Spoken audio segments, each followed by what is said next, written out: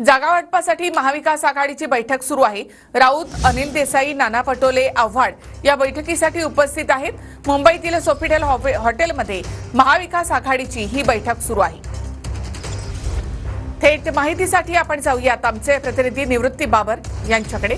निवृत्ती, साधारणतः 5 ऑक्टोबर पर्यंत कदाचित निवडणुका जाहीर केल्या जातील अशी वक्तव्य ही महायुतीच्या नेत्यांकडून येत आहेत। त्यानंतर आता महाविकास आघाडीची ही तातडीची बैठक जागा वाटपासाठीची अंतिम निर्णय होईल का?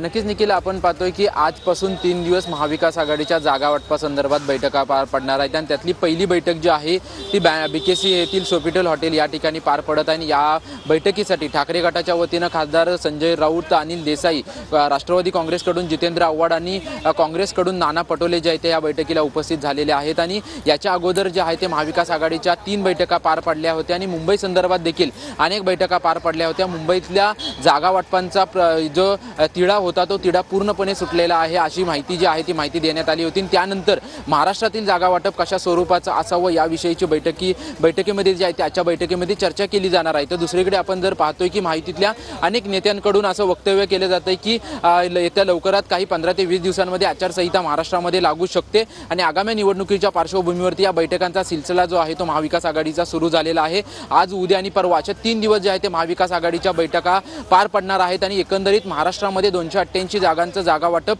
कशा स्वरूपाचं असावं याविषयीच्या या बैठकीमध्ये आहे ती चर्चा केली जाणार आहे। त्यानंतर ही चर्चा झाल्यानंतर ही वरिष्ठ नेते जे महाविकास आघाडीमधले असतील म्हणजे काँग्रेसच्या हायकमांड उद्धव ठाकरे, काँग्रेसच्या हायकमांड असतील किंवा ठाकरे गटाचे नेते उद्धव ठाकरे असतील आणि राष्ट्रवादी काँग्रेसचे शरद पवार असतील यांच्यासोबत पूर्णपणे